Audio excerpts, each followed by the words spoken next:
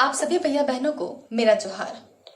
आज मैं आप लोगों को अशोक के अभिलेख के बारे में बताऊंगी। मौर्य वंश का सबसे प्रतापी सम्राट था अशोक, क्योंकि उसके समय में ही मौर्य साम्राज्य का सर्वाधिक विस्तार हुआ। लेकिन अशोक को हम उसके विजयों के लिए नहीं बल्कि उसके धर्म के लिए याद करते हैं। एक और चीज है जिसके लिए हम अशोक को याद करते हैं, वो है अशोक के अभिलेख। अशोक के अभिलेखों के आधार पर ही उसके इतिहास के बारे में हमें ज्यादातर जानकारी मिलती है। अभी तक 40 से भी अधिक अभिलेख अशोक के मिल चुके हैं। प्रसिद्ध इतिहासकार D.R. भंडारकर ने केवल अशोक के अभिलेखों के आधार पर ही अशोककालीन इतिहास लिखने का प्रयास किया है। अशोक का जो सबसे पहला अभिलेख खोजा गया वो था दिल्ली मेरठ अभिलेख, जिसे कि 1750 ईस्वी में स्टीफन थेलर ने खोजा था।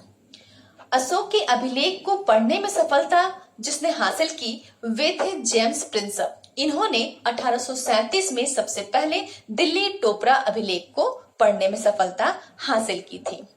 अशोक के अभिलेख को हमने यहाँ पर 3 भागों में बांटा है: शिलालेख, स्तंभलेख और गुहालेख। शिलालेख को फिर से हम 2 भागों में बांटते हैं, दीर्घ शिलालेख और लघु शिलालेख। स्तंभलेख को भी हमने 2 भागों में बांटा है, दीर्घ स्तंभलेख और लघु स्तंभलेख। अशोक के जो अभिलेख हैं उनकी भाषा प्राकृत है और जो लिपि है वो ब्राह्मणी, यूनानी, अरेमाइक और खरोष्टी लिपि मिलती है। अशोक के दीर्घ शिलालेख को हम छोड़ दें तो बाकी के यहाँ जितने भी अभिलेख मिले हैं उनकी लिपि ब्राह्मणी है।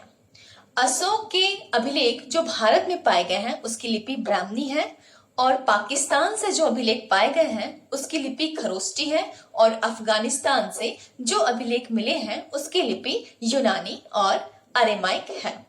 अभी मैं आप लोगों को सबसे पहले दीर्घ शिलालेख के बारे में बताऊंगी। ये 14 विभिन्न लेखों का एक समूह है, इसीलिए इसे चतुर्दश शिलालेख भी कहा जाता है, जो 8 अलग अलग स्थानों से पाया गया है। इसमें मुख्यतः हमें अशोक के धर्म और प्रशासनिक बातों का उल्लेख मिलता है। अब मैं लघु शिलालेख के बारे में बताऊंगी। ये शिलालेख जो है ये 14 दीर्घ शिलालेख की श्रेणी में नहीं आते हैं, उनसे पृथक है, इसीलिए इसे लघु शिलालेख कहा जाता है। इसमें अशोक के व्यक्तिगत जीवन की जानकारी मिलती है।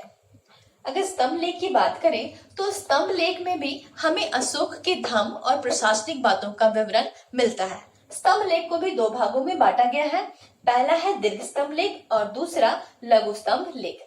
दीर्घ स्तंभलेखों की संख्या 7 है, जो 6 अलग अलग स्थानों से पाई गई हैं। लघु स्तंभलेख में अशोक की राज घोषणाएं खुदी हैं। अब मैं आप लोगों को गुहालेख के बारे में बताती हूँ, जिसे कि गुफा लेख भी कहते हैं। अशोक ने बिहार के बराबर की पहाड़ी में अपने राज्याभिषेक के 12वें और 19वें वर्ष 2 गुफाओं का निर्माण किया, सुदामा गुफा और कर्णचौपर गुफा, और इसे आजीवक संप्रदाय को दान में दे दिया। एक अन्य गुफा का भी निर्माण अशोक ने अपने राज्याभिषेक के 12वें वर्ष किया था, वो था विश्व झोपड़ी गुफा।